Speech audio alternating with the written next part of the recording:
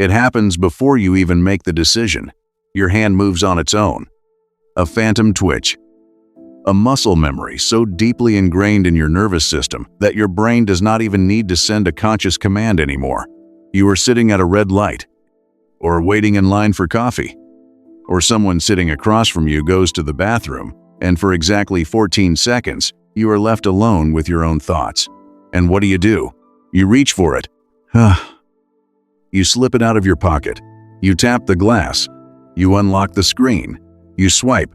You do not even know what you are looking for. There is no specific piece of information you need. There is no urgent message you are expecting.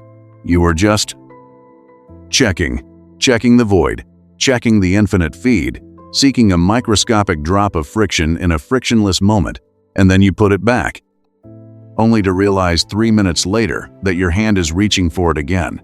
Whew. There is a specific kind of exhaustion that comes from this. It is not physical tiredness. It is a quiet, low-grade depletion of your spirit, a feeling that your attention has been shattered into 1,000 tiny fragments, scattered across a digital landscape that you do not even care about. You look at your screen time report at the end of the week. 4 hours a day. 6 hours. 9 hours. You feel a brief, sharp pang of guilt. You tell yourself you need to have more discipline. You tell yourself you are wasting your life.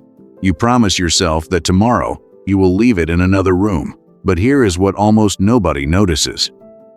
This is not about your discipline. This is not about your lack of willpower. The disturbing part? You are blaming yourself for losing a war you were explicitly designed to lose. You think you have a bad habit. You do not. You have been trained. Think about the physical posture of the scroll. You know it intimately. Your neck is bent at an unnatural angle. Your shoulders are curled inward, protecting your chest. Your breathing becomes shallow. Your eyes are locked onto a rectangle of light.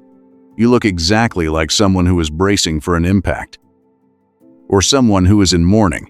This is the posture of submission. Every time you assume this position, you are communicating something profoundly deep to your nervous system. You are telling your body that the physical room you are sitting in no longer matters. The sunlight coming through the window does not matter. The person breathing next to you in bed does not matter. All that matters is the feed. But why? Why do we do this when we know it makes us feel empty? To understand what is happening to you, we have to go back in time. Long before the smartphone, long before the internet, we have to go to a laboratory in the middle of the 20th century. A man named B.F. Skinner is running an experiment. He has a pigeon in a box. Inside the box is a small disc. When the pigeon pecks the disc, a pellet of food drops into a tray. At first, the rules are simple. Peck the disc, get a pellet.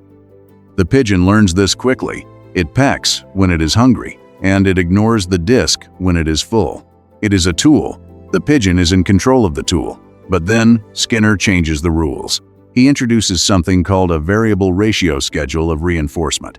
Now, when the pigeon pecks the disc, a pellet does not always fall. Sometimes the pigeon pecks once and gets a pellet. Sometimes it pecks 10 times and gets nothing. Sometimes it pecks 3 times and a massive pile of pellets drops out. The reward is no longer guaranteed. It is unpredictable. It is random. And something terrifying happens to the pigeon. It stops acting out of hunger. It becomes obsessed. It starts pecking the disc constantly, frantically, thousands of times an hour. It pecks until it is exhausted. It pecks until it can barely stand. The unpredictability did not discourage the animal. It broke its mind. It turned a simple tool into an absolute compulsion. Now, fast forward to this exact moment. Look at the device sitting next to you. Look at the screen. Look at the gesture you make 100 times a day. You place your thumb on the glass. You pull down. The screen stretches. A little spinning wheel appears at the top. It hovers there for just a fraction of a second. A calculated, artificial delay. And then, snap. The new content loads. Sometimes it is a message from someone you love. Sometimes it is a headline that makes you angry. Sometimes it is a photo of a stranger's vacation. And most of the time, it is absolutely nothing of value. But it does not matter. You are the pigeon. The screen is the disk, and the pull to refresh is the exact same variable ratio schedule of reinforcement that broke the animal's mind in a wooden box 50 years ago. They didn't build a tool. They built a slot machine, and they put it in your pocket. Imagine the rooms where these decisions are made, thousands of miles away, in buildings made of glass and steel. There are no mad scientists rubbing their hands together. There are just brilliant, highly paid engineers, people with degrees in behavioral psychology and neuroscience, sitting under fluorescent lights, looking at massive screens full of data. They are studying your exact movements. They know exactly how long you hover over a specific image. They know that if the spinning wheel loads the feed too quickly, you will not get the necessary spike of anticipation. They know that if it takes too long, you will get frustrated and close the app. They have found the exact millisecond of delay required to maximize the release of dopamine in your basal ganglia. They know that the color red creates a sense of urgency. So they made all the notification badges red, a tiny red dot with a white number inside, a digital mosquito bite that your brain cannot ignore. They know that ending a feed gives you a sense of completion, so they removed the end. They invented the infinite scroll, a bottomless bowl of information that ensures you never have to make the conscious choice to stop. You are bringing human willpower to a gunfight with supercomputers, and you are wondering why you are losing. We do not hold on to our phones because we are weak. We hold on to them because billions of dollars have been spent to ensure that letting go feels like a biological threat. But that is only half of what is happening, because dopamine is just the chemical hook. It is the mechanism. It is not the reason the hook sinks so deep into your skin. To understand the real damage, we have to look at what you are trying to escape. Think about the moments when the urge to check your phone is the strongest. It is rarely when you are deeply engaged in something meaningful. It is rarely when you are laughing with a friend, or walking through a forest, or lost in a creative flow. The urge strikes in the quiet moments, the transitional moments, the moments when the noise of the world fades and you are suddenly left face to face with yourself. You are sitting on the edge of the bed in the morning. The alarm just went off. The house is dark. The day has not yet begun. In that silence, there is space. Space for anxiety to creep in. Space for the memory of yesterday's failure to surface.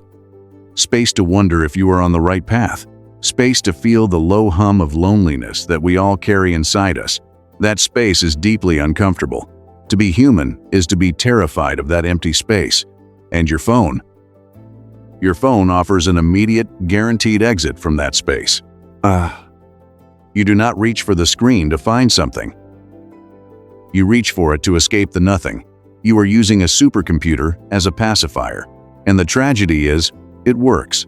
For about 10 seconds, the bright colors flood your optic nerve. The new information distracts your prefrontal cortex. The tiny red dot gives you a momentary illusion that you are needed, that you are wanted, that you are part of a tribe. But it is phantom nourishment. It is drinking salt water when you are dying of thirst. You swipe through 50 videos of strangers living perfect lives. You read 20 angry opinions about a news event you cannot control. You like a photo of someone you haven't spoken to in 5 years. And when you finally put the device down, are you less lonely? Are you less anxious? Are you more prepared to face the day? No. You are drained. You are overstimulated and undernourished. You have traded your emotional presence for a digital anesthesia, and the silence of the room returns, heavier than before. Then something shifts. And it is subtle, but once you see it, you cannot unsee it. You start to realize how this training is bleeding into the real world. Notice what happens when you try to watch a movie now. A slow scene plays out on the television. 2 characters are just talking. No explosions, no rapid cuts, just human dialogue. Within 30 seconds, you feel an itch, a physical agitation in your chest. Your brain, trained by the algorithm to expect a dopamine hit every 15 seconds, begins to panic in the absence of stimulation. You pull out your phone. You start scrolling while the movie plays in the background. You are double screening your own leisure time. You cannot even relax without a secondary stream of data feeding your nervous system. Notice how you listen to your friends. Someone is sitting across a table from you, pouring their heart out, telling you about their rough week, but your phone is resting face up on the table between you. It does not even need to vibrate. Its mere physical presence is a third entity in the conversation, a glowing monument to everywhere else you could be, everyone else you could be talking to. A part of your brain is constantly monitoring that black mirror, waiting for it to light up.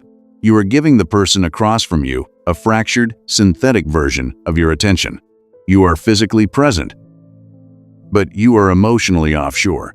We are becoming a society of ghosts, haunting our own lives, staring into our palms while the physical world passes us by. And the companies that build these platforms, they do not care about your loneliness. They do not care about your ruined attention span. They do not care that you haven't read a book in a year. They only care about one metric: time on device. Your attention is the only real estate left on Earth that they haven't paved over. And they are strip mining it. They are harvesting your twilight hours. They are monetizing your insomnia. They are taking the most precious, finite resource you possess, the exact minutes of your one beautiful, fleeting life, and selling it to advertisers in fractions of a penny. The market didn't take your time. Your identity did. Because if you are always scrolling, you never have to ask yourself who you actually are. But here is the turning point. Here is where the architecture of the trap begins to fail. Because the trap only works if you remain unconscious. It relies on your autopilot. It relies on your refusal to look at the leash. What happens when you finally look at it? Imagine tonight. You are lying in bed. The lights are off. You are tired. Your eyes are burning. But your hand begins the familiar motion. It reaches for the nightstand. Your fingers find the cold, smooth metal of the phone. Stop. Just for 1 second. Do not open it. Just hold it in your hand in the dark. Feel the weight of it. Recognize what it is. It is glass. It is silicon. It is plastic. It is a machine. And you.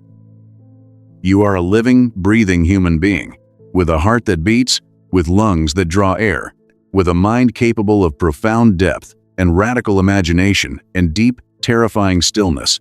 Why are you letting a piece of glass dictate the rhythm of your heart? You do not have to perform the trick anymore. The next time you are waiting in line and you feel that phantom twitch in your thumb, let it twitch. Watch the impulse rise in your body like a wave. Watch it peak, and then watch it break. Stand there. In the agonizing, beautiful boredom of the physical world, look at the back of the head of the person in front of you. Listen to the sound of the espresso machine. Feel the ground beneath your feet. Boredom is not a void. Boredom is a privilege. It is the soil where your deepest thoughts grow. It is the place where your actual self resides, waiting for you to return from the noise. Every time you choose to endure the silence instead of escaping it, every time you leave the device in another room, every time you look a friend in the eye without a screen dividing you, you are not just putting down a phone. You are reclaiming your sovereignty. You are staging a tiny, invisible rebellion against a system that wants you sedated and compliant. You are retraining the animal. You are not the user. You are the territory. And it is time to take your territory back. There is a version of you that remembers how to read for hours. There is a version of you that knows how to sleep through the night. There is a version of you that can sit on a porch and watch a storm roll in without ever once feeling the need to document it or share it or prove to the invisible audience that you were there. That version of you is not gone. They are just buried under a mountain of cheap dopamine, waiting for you to stop digging. You open your eyes. The room is quiet. The device is sitting on the table across the room. It is a black, empty square. It has no power over you unless you walk over and touch it. You close your eyes again. You feel the steady rise and fall of your own chest. You listen to the silence, and for the first time in a very long time, you realize you don't need to be anywhere else. Oof. They spent billions of dollars to train you. But tomorrow morning, you can just decide to stop fetching.